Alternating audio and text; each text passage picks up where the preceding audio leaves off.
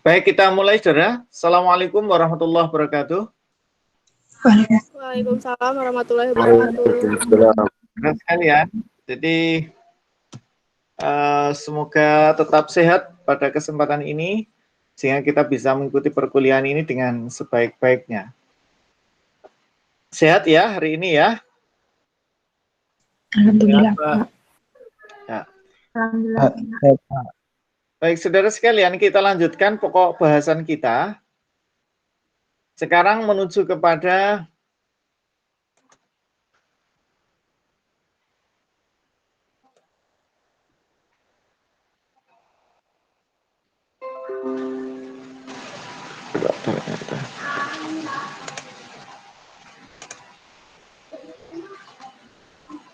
TPPU, ya, tindak pidana pencucian uang.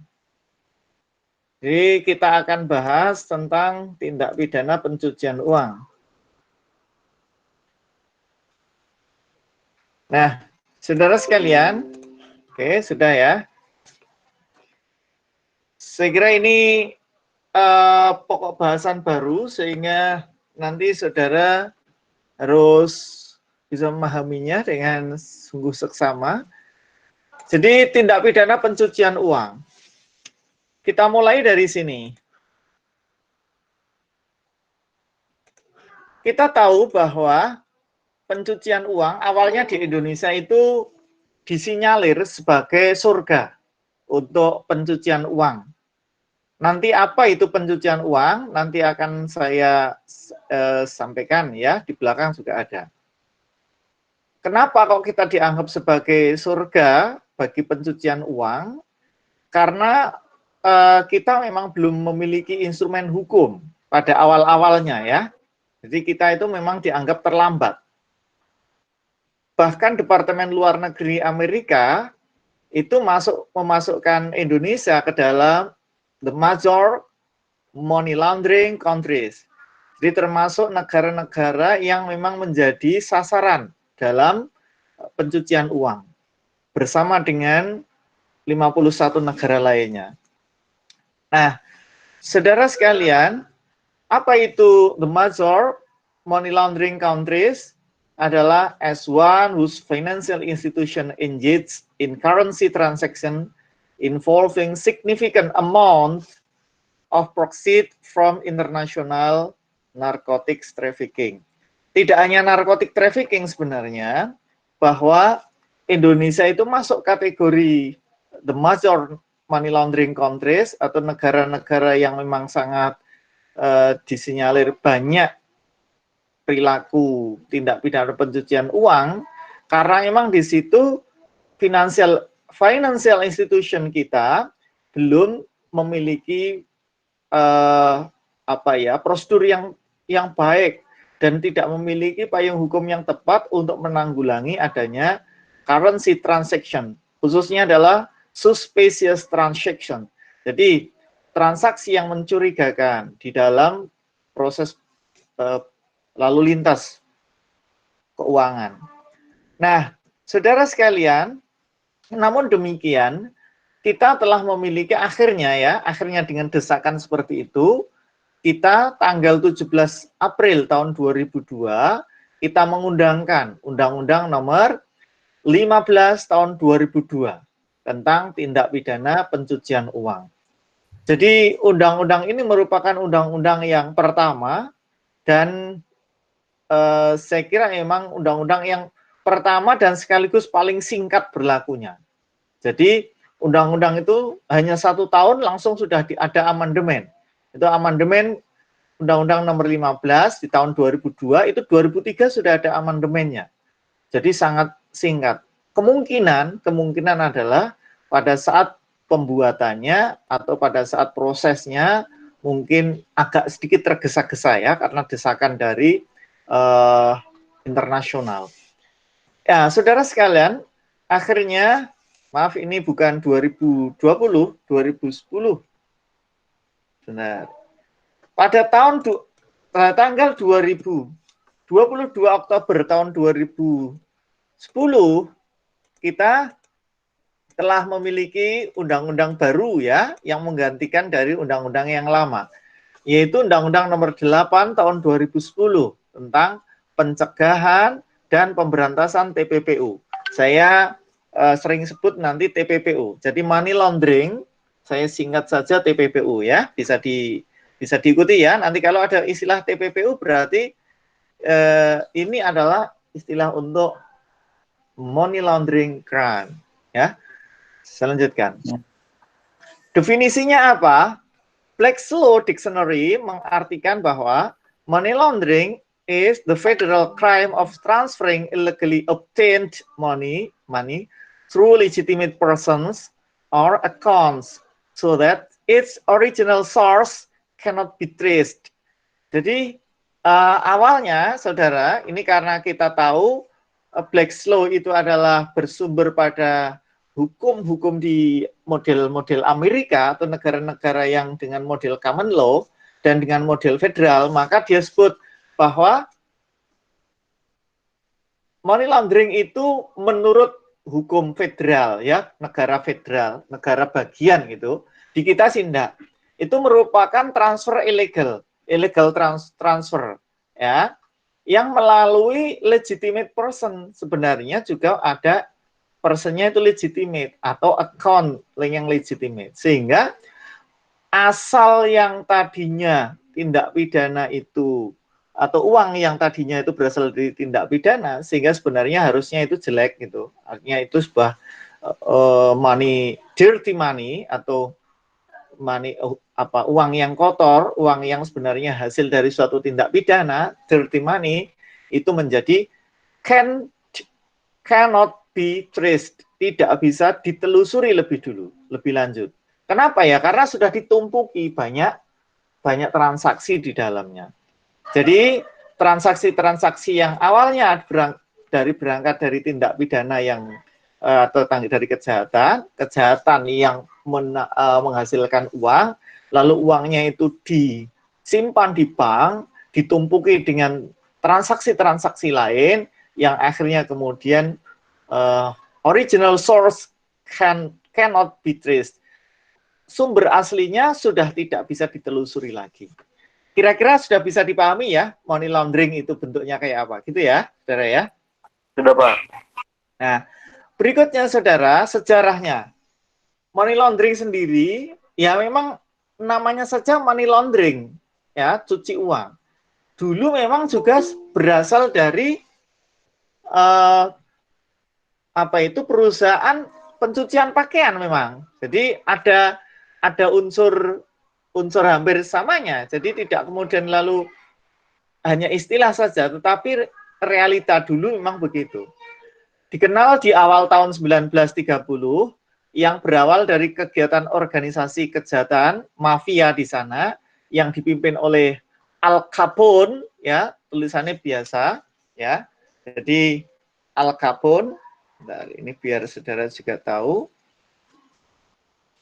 Nah, di sini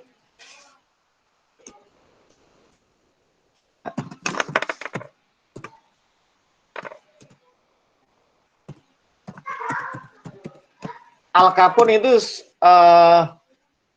mafia di sana yang menggunakan hasil kejahatan, perjudian, pelacuran, perdagangan obat terlarang untuk membeli saham-saham perusahaan pencucian pakaian. Jadi dipakai untuk membeli saham-saham itu, sehingga para pelaku-pelakunya, ya, jadi penjualan saham itu dapat dinikmati. Ya, dia dapat hasil setelah uang yang kotor tadi, the dirty money tadi, kemudian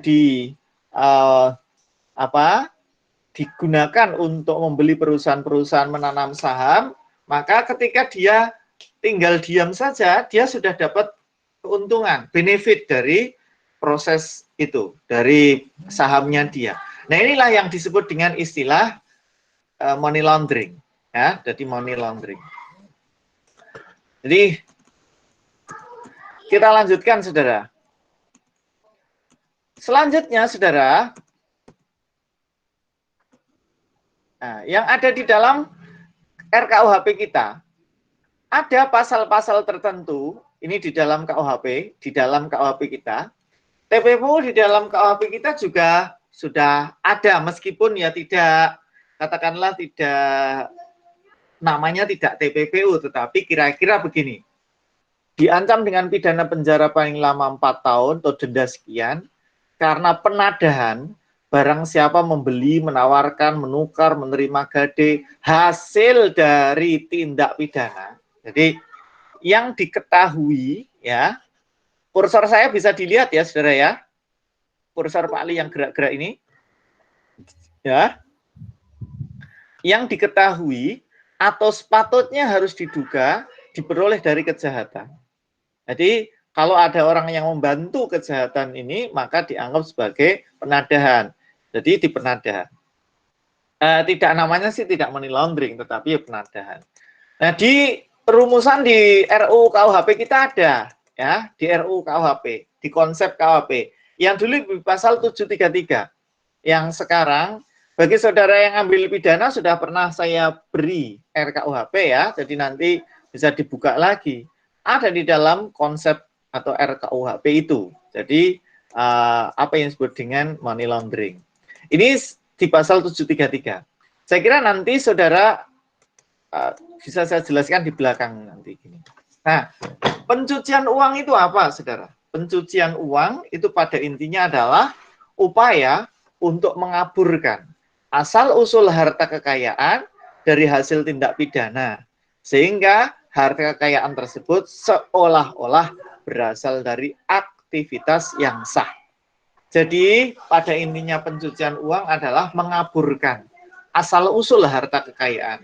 Harta kekayaan berasal dari hasil tindak pidana. Ini yang kita sebut dengan istilah dirty money atau uang kotor. Dan nanti sudah setelah ditabung, setelah ditanamkan dalam perusahaan-perusahaan tertentu, itu menjadi clean money atau harta yang bersih. Bisa dipahami saudara di sini kekayaan ini? Bisa, Pak. Ya, pencucian uang. Nah, baik. Sekarang kita lihat di Undang-Undang Nomor 8 Tahun 2010. Saya kenapa undang-undang ini yang langsung? Tadi Pak Ali sudah menyampaikan sebenarnya ada undang-undang sebelumnya, ya. Jadi ada undang-undang sebelumnya.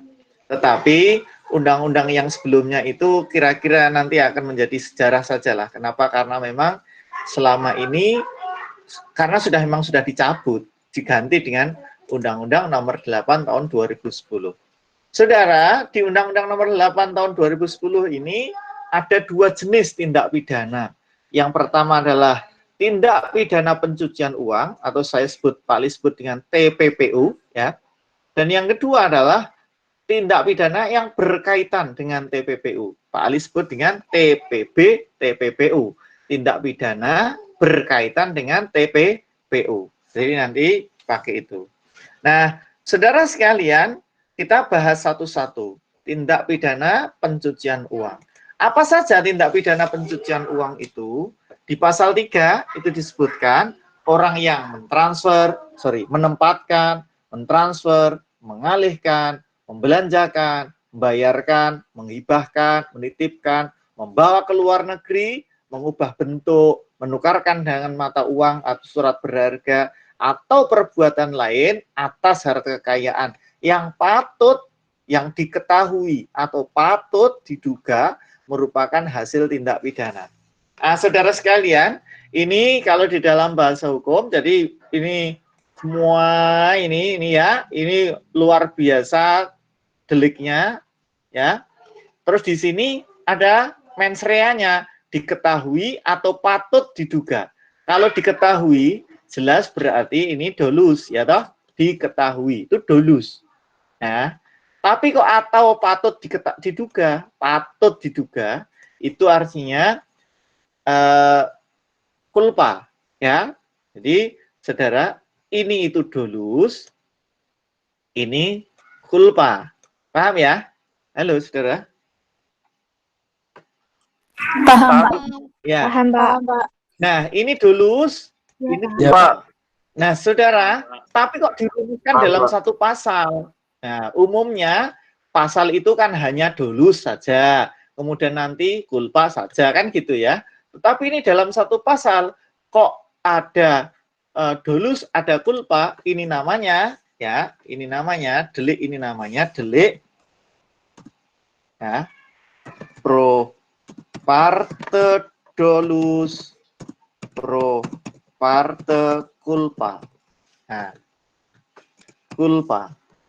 Jadi delik yang rumusannya itu ya ini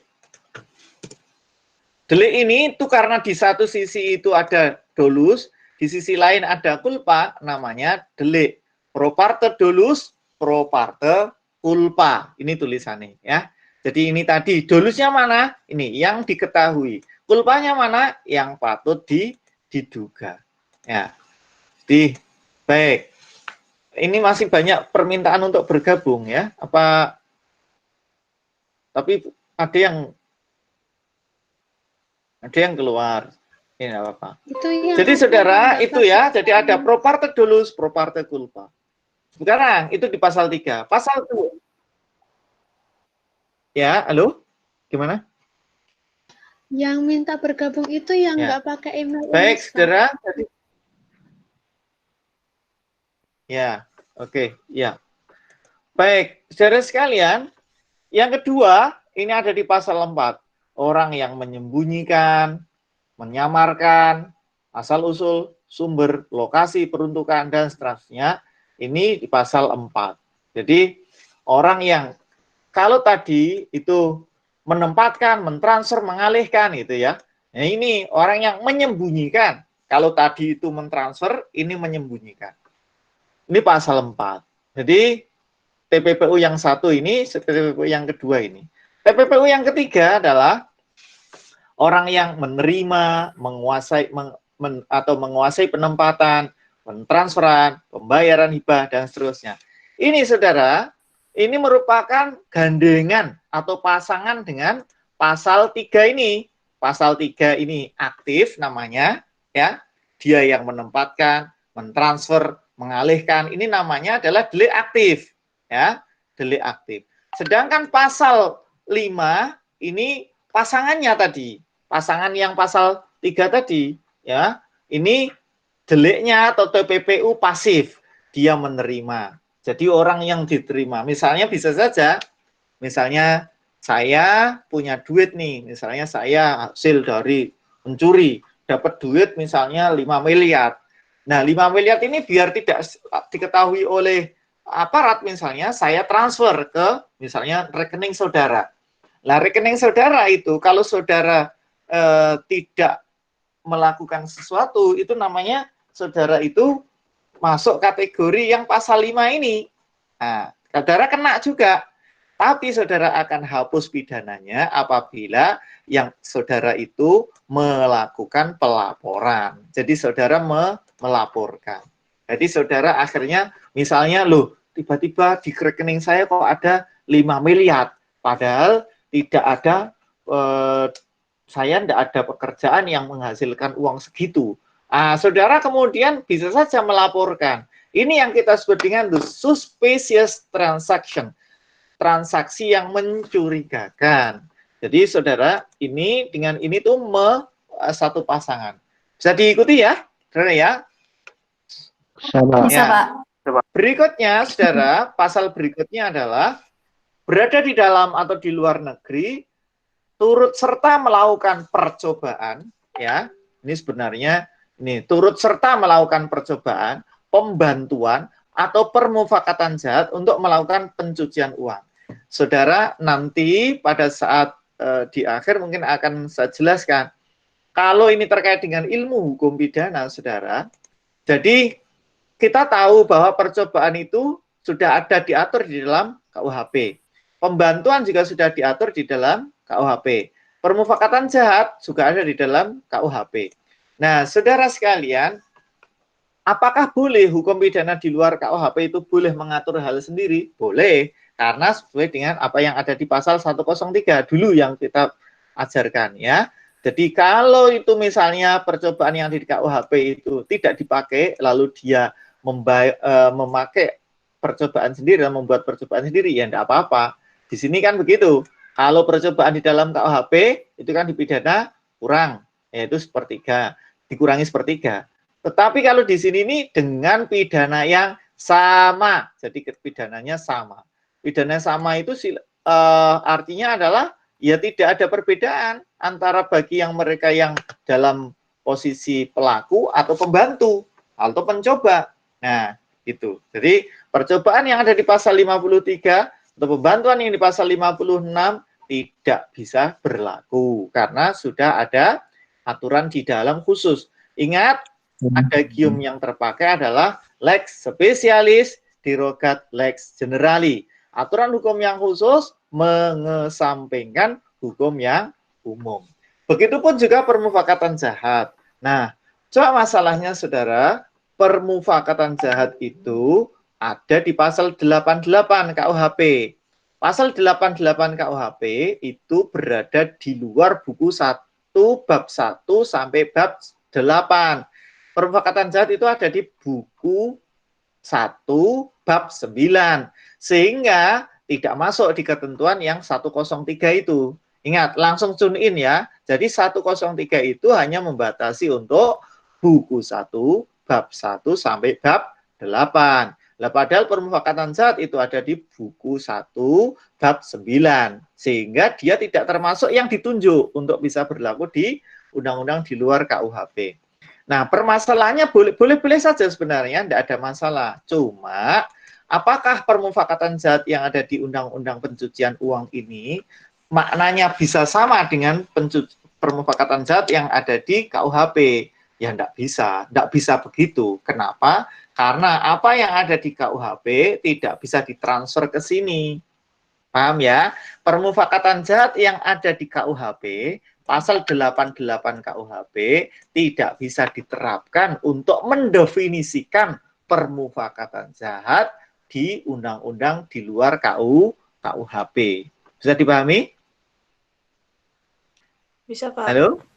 Ya. Kenapa tidak bisa?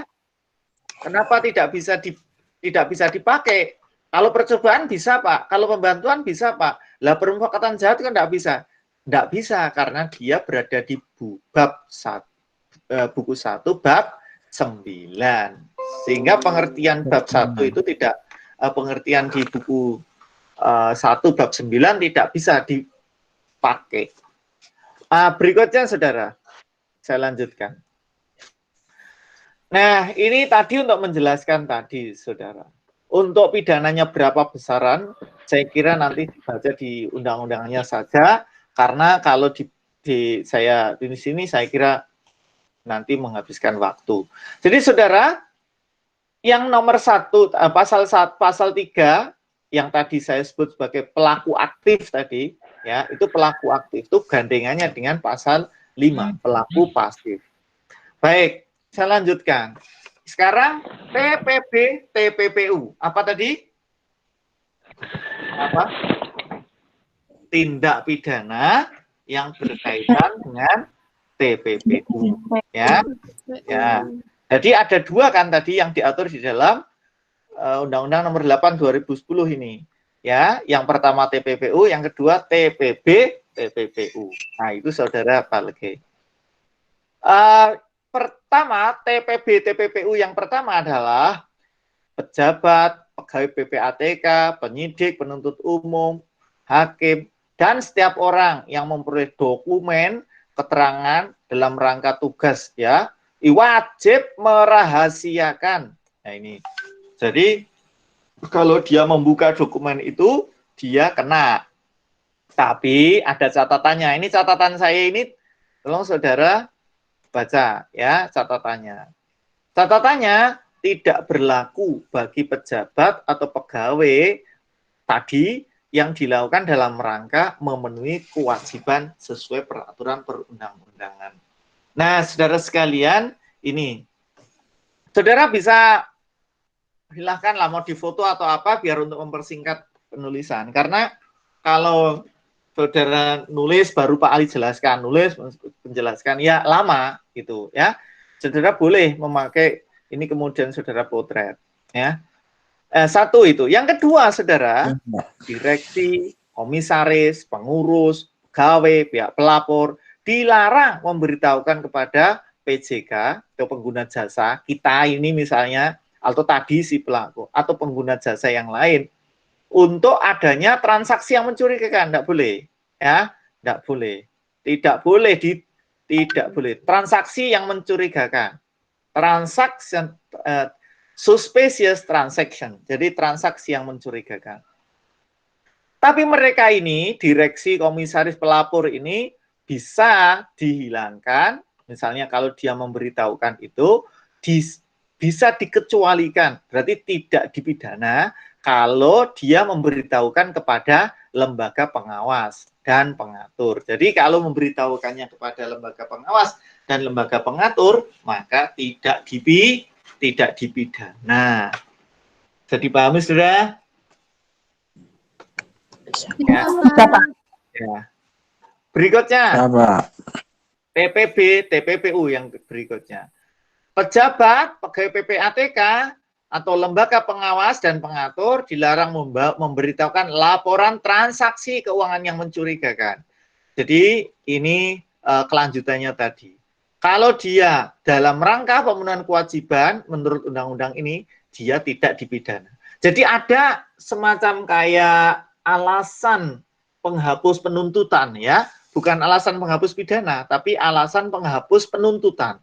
Jadi orang-orang ini yang Pak Ali sebut ada catatan-catatan ini, berarti yang bersangkutan tidak bisa dipidana kalau melakukan dalam rangka kewajibannya, ya, gitu. Nih catatan-catatannya. Baik. Kemudian berikutnya ada TBP, TPPU yang lain. TBP, TPPU yang lain adalah setiap orang yang melakukan mencampur tangan terhadap pelaksanaan tugas dan kewenangan PPATK. Pejabat atau pegawai PPATK melanggar kewajiban sebagaimana ditentukan. Pejabat pegawai PPATK, ya, penuntut umum atau hakim yang menangani perkara uang tapi melanggar kerahasiaan. Nah, itu masuk kategori TPB, TPPU. Itu jadi kita sudah bahas tentang dua tindak pidana yang ada di dalam pencucian uang. Jadi ada TPPU-nya, ada TBP, TPPU. Oke, ada pertanyaan dulu? Nah, silakan kalau ada pertanyaan. Tapi ini memang masih belum belum banyak. Ini masih awalan-awalan. Baik, masih kuat, saudara? Masih sehat? Masih, Pak. Masih, Pak. Tidak pada pingsan ya? Enggak, Pak. Tidak, Pak. Enggak, Pak. Aman. Enggak, Aman ya? Wong Pak Ali yang ngajar sejak pagi aja masih semangat, ya. Saudara malah tinggal denger mbek turu, ya toh? Tapi nanti di belakang ada tugas ya, Pak Ali nanti berikan tugas. Nah, saudara, sekarang proses pencucian uang secara teoritik, saudara sambil baca di buku saya, meskipun itu berdasarkan undang-undang lama, tetapi bisa saudara pakai ada beberapa teori-teori yang ada di situ. Buku saya berjudul Kebijakan Sosial dalam Kebijakan Hukum dalam Ranah Kebijakan Pergulatan Kebijakan Hukum dalam Ranah Tatanan Sosial. Ini bisa dilihat. Nah, kelihatan buku saya ini? Nah, Tidak, Pak. Belum, Pak. Udah. Gelap, Pak. Belum, ya, Pak. buku saya sayang sekali hilang. Maksudnya habis. Ya, cetakannya sudah habis. Jadi biasanya dulu saya sering kalau pas kuliah pertemuan itu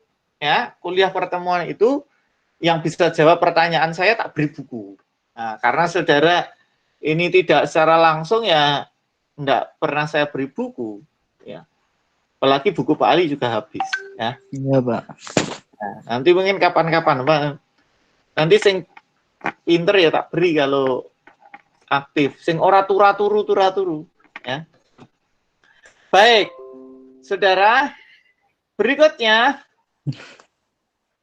Ya, berikutnya ini proses pencucian uang itu ada 3, ya, ada 3.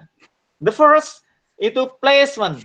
Placement itu artinya menempatkan dana yang tadi hasil kejahatan pada sistem keuangan, bisa bank, bisa Pegadaian, bisa pokoknya lembaga jasa keuangan, lembaga jasa keuangan.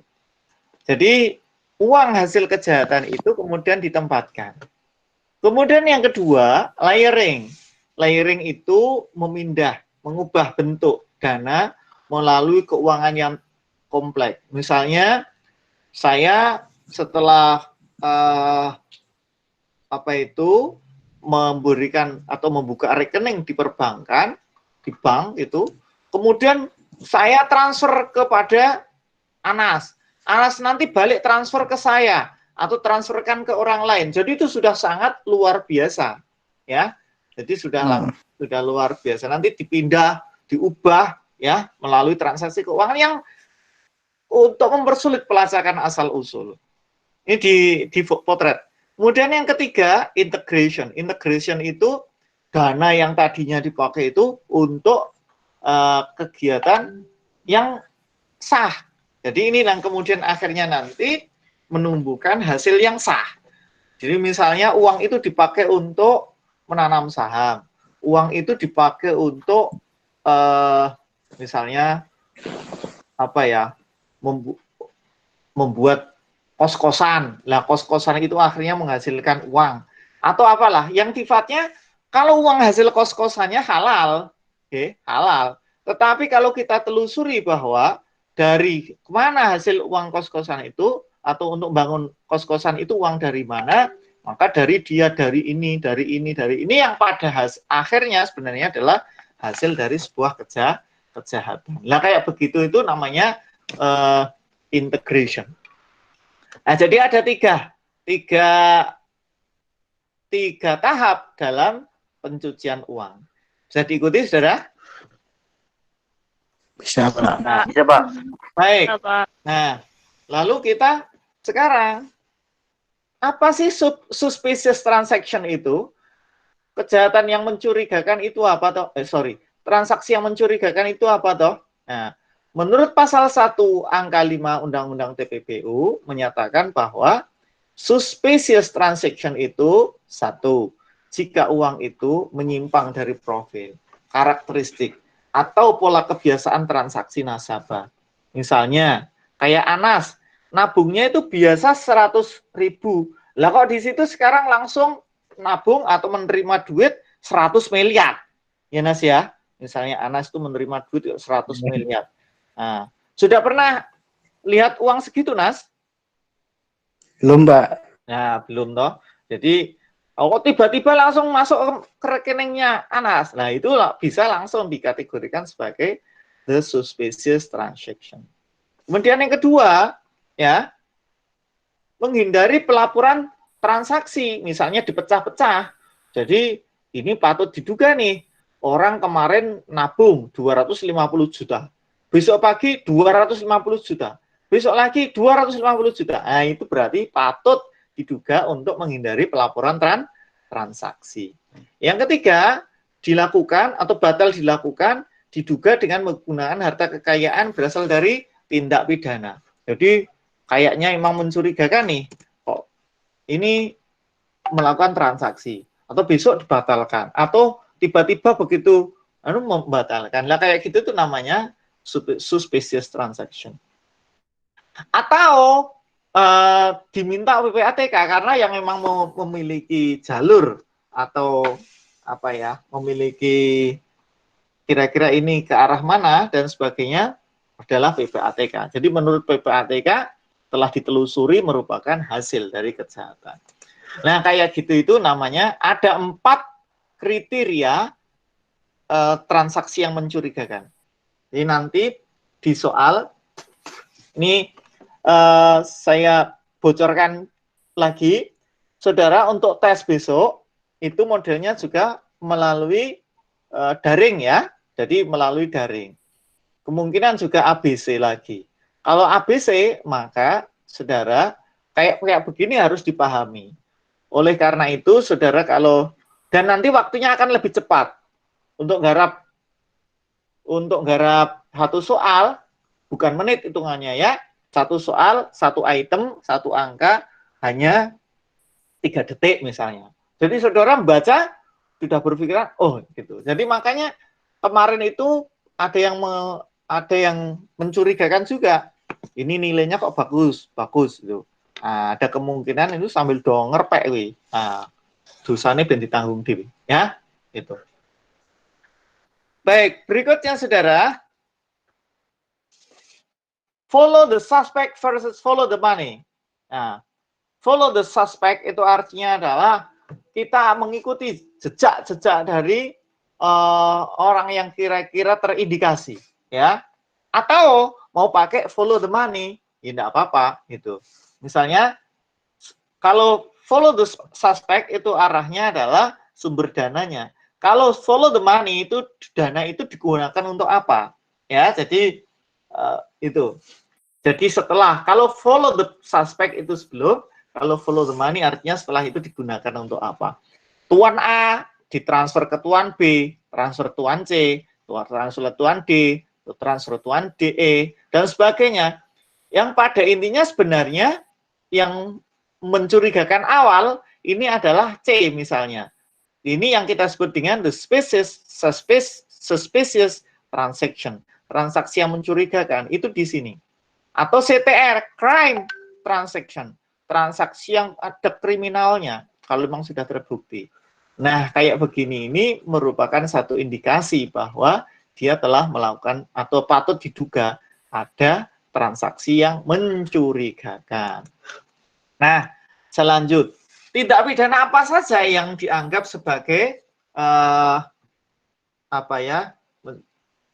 menjadi core crime, ya? Core crime itu tindak pidana asal, ya. Core crime, tindak pidana asal dari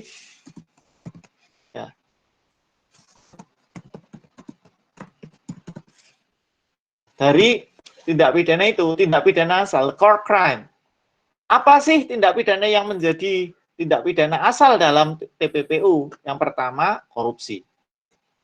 Jadi, melakukan tindak pidana korupsi, hasilnya kemudian biasanya ini disimpan di perbankan, lalu kemudian dia ditelusuri seolah-olah nanti buat untuk proyek ini, buat proyek itu, untuk menanam saham, seolah-olah halal, tapi ternyata itu adalah uang kotor. Penyuapan, narkotika, psikotropika, penyelundupan, tenaga kerja imigran, perbankan, pasar modal, banyak sekali sampai 26. Ya. Jadi, hampir bisa dipastikan tindak pidana apapun yang menghasilkan uang, ya, yang menghasilkan uang itu patut diduga atau bisa ditelusuri untuk menjadi suspicious transaction. Kenapa? Karena 1, 2, 3, 4, sampai 25 oke, 26-nya ini tindak pidana lain yang diancam dengan pidana penjara 4 tahun atau lebih. Pencurian, misalnya di sini, pencurian 16 ada. Umpama apa? Yang tidak ada di sini apa ya? Penggelapan ada. Misalnya, saudara mungkin tahu ya, ngambil yang kecil-kecil itu, tapi namanya itu ndelek ya, ngutil ya. Kalau di bahasa kampungnya itu ngutil. Jadi orang beli pakaian 2, satunya tidak dibayar. Nah kayak gitu. Kalau itu masuk kategori ngutil kan jelas masuk kategori pencurian ya. Itu masuk berarti. Apa tindak pidana apa yang kira-kira tidak masuk ke sini? Prostitusi ada, perjudian ada, penipuan ada, penggelapan ada. Andaikan misalnya tidak ada di 1, 2, 3, 4, 5, 6 sampai 25 ini, tapi dia masuk kategori tindak pidana lain yang ancaman pidananya minimal ya 4 tahun atau lebih, dia bisa dikategorikan sebagai tindak pidana asal. Bisa dipahami, saudara? Bisa, Pak. Bisa, Pak. Nah, ya. Selanjut. Ya. Terus pihak-pihak yang ada dalam pencucian uang.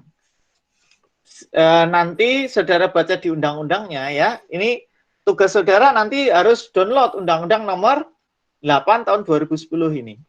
Pihak pelapor. Ya, sudah punya? Sudah, Pak. Oke, saya dibaca.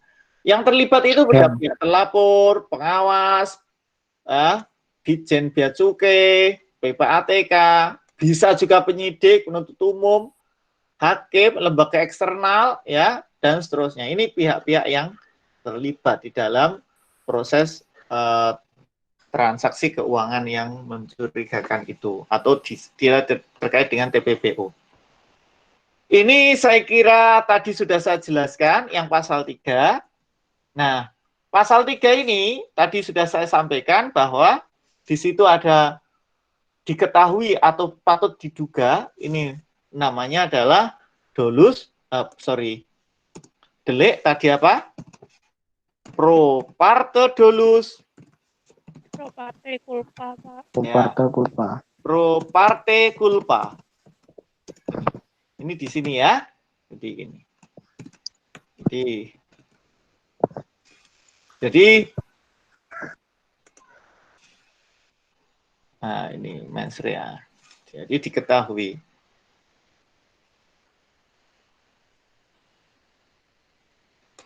Oke. Dari ini salah ini.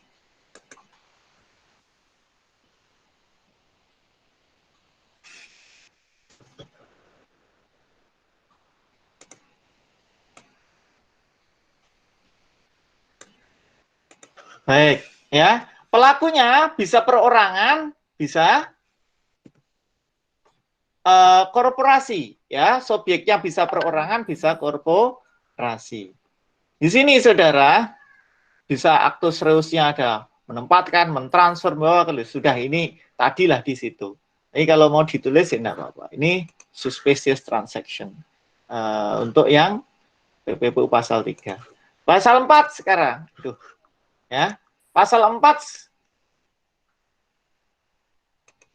Pasal 4. Ini pun juga, saudara, juga pro parte dolus, pro parte culpa.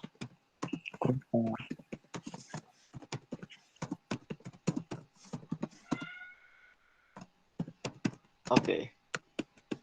Ya. Jadi sudah. Ini menyembunyikan asal-usul kalau ini. Jadi, ini penyembunyian asal-usul. Nah, ini saudara saya kira enggak banyak. Ya. Oke. Kemudian, yang pasal berikutnya. Pasal 6. Pasal 6 ini tidak aktif, tapi dia pasif. Dia hanya menerima. Ya. Ini pun juga Pasal 5 ya, Pak? ya, pasal 5 ayat 1 ya. Ya. Ini pasangan dari pasal 3 ya. Jadi kalau pasal 3 itu aktif, artinya dia melakukan sesuatunya secara aktif, ini dia pasif, dia menerima atau menguasai penempatan. Ya. Menggunakan. Jadi tapi dia posisinya sebenarnya adalah dia pasif. Oke, ke pasal 5.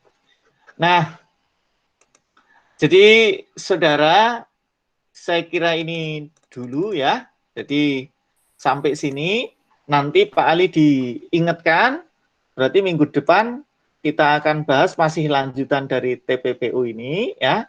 Tapi pasal kita perlaku korporasinya yang akan kita bahas ya. Sampai sini dulu aja.